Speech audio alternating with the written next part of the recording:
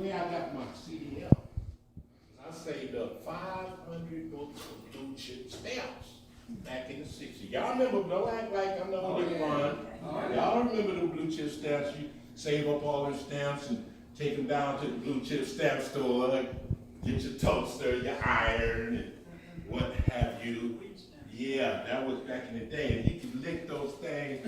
You could lick a whole page at one time. What was it, 25 of them, 50 stamps back?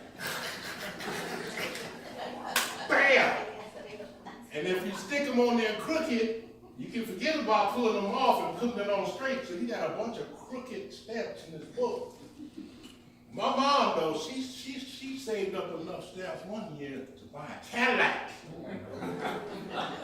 Ain't lying, man. She licked so many stamps, she gained about 100 pounds that year.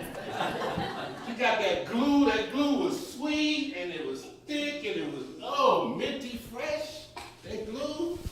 But my mom, she couldn't do it no more after that, So she let us kids lick them. We was some licking fools. We be licking them stamps, and we licked all the glue off them stamps. The time you get ready to stick them in the book, there'll be no glue left. She's like, Mama, no more glue, don't stick. Yeah, I started to lick all the glue off, fool. So we licked, I licked, I couldn't, when I turned 10, I couldn't do it no more because I started to develop this gross looking thing on my shoulder. It started to grow. I was like, oh, I got a donkey's ass on my shoulder. All the kids in the neighborhood was inviting me to their birthday parties, pin the tail on the donkey. I'm like, oh my goodness, no. But my poor sister, she liked that stuff glue so much, man. She went to school and ate up all the Elmer's glue she could buy. She closed down the art class at school, man. It was a glue shortage. The whole doggone district, no glue. Single-handedly, she shut it down. She liked that glue so much, man, she became addicted. Later on, she was diagnosed with an eating disorder called pica. Anybody heard of pica? For real, look it up. Yeah, she was diagnosed with pica. And so my mama, she started, my sister, she had glue coming all out of pores. And, she was the only human being that I knew that could climb up walls and stick like a salamander. And lick her eyeballs too. I was like, oh my goodness, Spider-Man didn't have nothing on her. So she started acting real weird. She started neighing like dipped her foot in the ground. And she grew a ponytail and her ears started to point. Yeah, you guessed it, the glue factory for her. Yeah. So my mom, she got scared. She called a veteran and a blacksmith. The vet, he was like, oh my God, Mrs. Carter? Oh, yes. We're going to have to put her on a special diet. Carrots, apples, and oats. And then she turned around and bit the vet and mule kicked him. He said, I heard him tell my mom, he said, we're going to have to suit her and boot her. She said, what do you mean? Saddle, a bridle, and some horseshoes. I'm like, wow. Here it is, almost 60 years old now, and she's still wearing them horseshoe taps. Y'all remember them horseshoe taps? Put on her shoe. I don't know how the shoesmith do that, but she got some 6-inch pumps, and he put little teeny weeny horseshoes on that little bitty heel. I'm like, how does he do it? But he does it, That's okay. Speaking of horses, did y'all see the Kentucky Derby?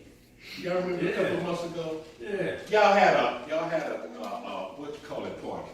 Yeah. Watch party. Yeah, DD hooked it up. They got hurt. Y'all had fun, and mostly everybody bought something good to eat and everything, and it went real well. The Kentucky Derby watch party.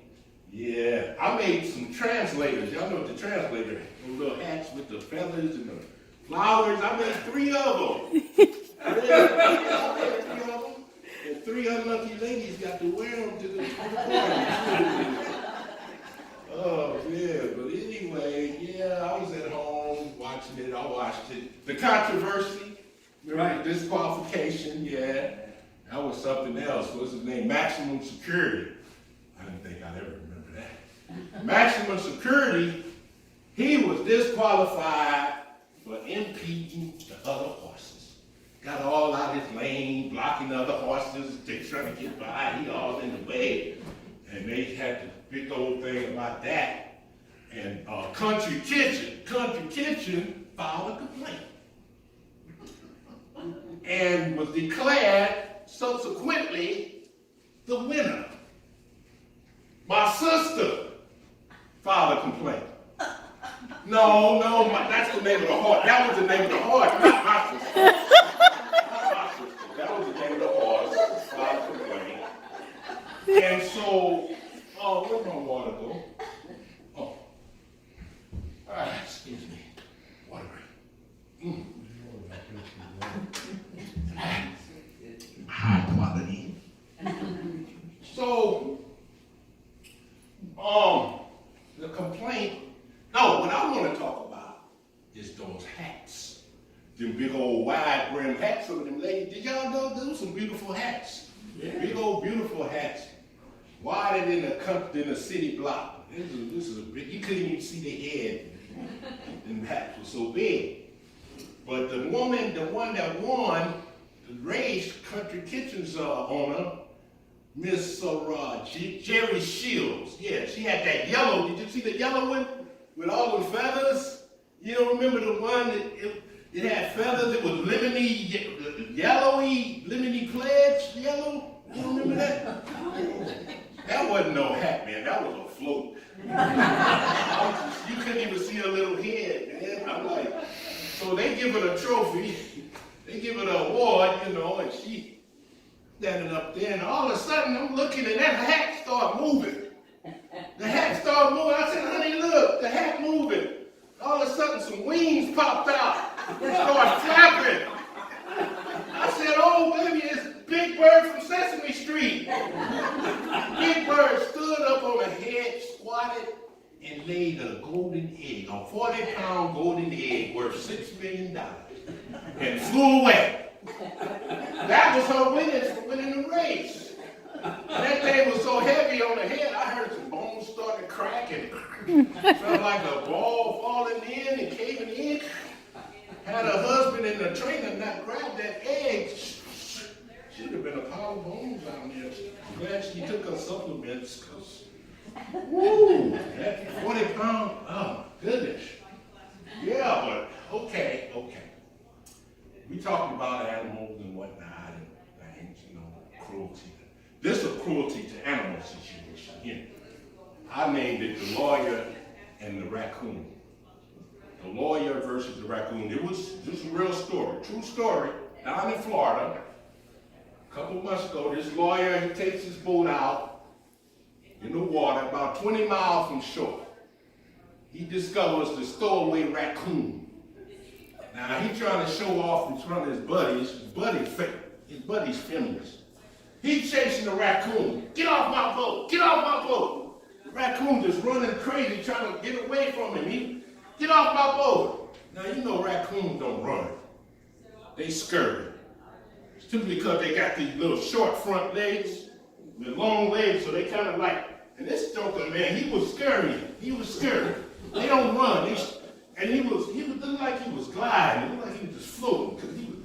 Because he was up, he was down, he was a phantom. And the dude was chasing. Get up. I guess he wore the whole thing out. He got me forward, aft, port, starboard. The bow. I was in the Navy, okay. The bow was the front. He wound up on the front bow, and he was so tired. Dude, I guess he said, man, forget it. I'm going over. But before he jumped, he just fell in the water. Boom. And the lawyer got him on film talking about, so long, sucker, and put it on Facebook. I thought lawyers were smart. How dumb can you get? Now he got animal control all over him. Getting ready to take everything he got. Going to jail. I hope he go to jail. Because I don't like lawyers. I don't like Thomas J. Henry. I don't like the dude with the 444. I don't like none of them.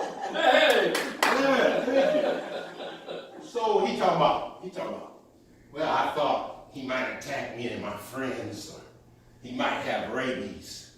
Yeah, whatever, you going to jail. So he fell in. I have good news, y'all. He made it. He made it to shore. Come on. Hey, he made it. With the help of a school of great white sharks. They chased him, or they could just taste him. That means that little lady, y'all swam the great whites. Made it to shore. I caught up with him. I walked in this sushi bar, Japanese sushi bar. He was in there getting sloshed, man. He was in there tore up, eating sushi and drinking sake. He saw me, I know when he saw me, he was like, Ellis. The more he drank, the madder he got. Think about that. He said, you let them get away with it, Ellis. He ain't letting them get away with it. So I was like, man, I'm getting out of here. I can go, because this dude is going to crack. This dude is about to go off. He said, wait, he went into this tirade. This Denzel Washington tirade. Remember Training Day? Anybody see Training Day? Probably not. There's a few of y'all seen it. There was a scene in Training Day when Denzel won his only Academy Award, too. 40 years of acting. This was in '01.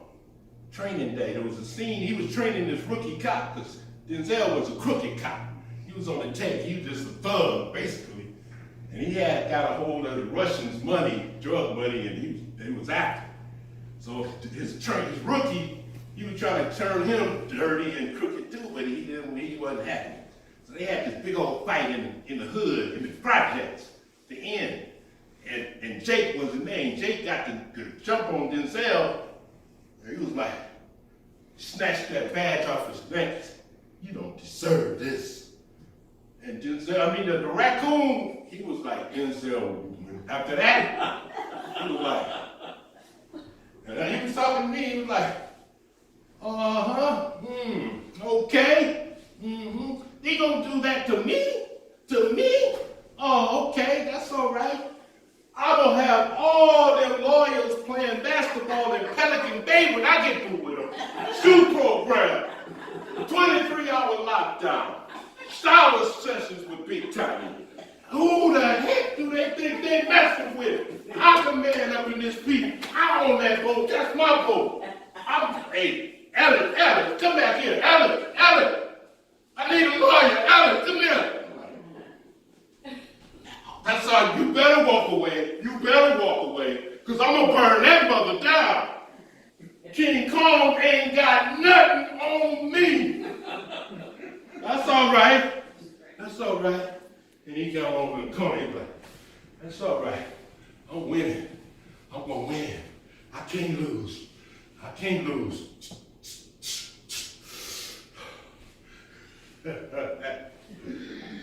Yeah. You can drown me, but you can't kill me. I got 9 lives. I got 8 left, just like a cat. Thank you.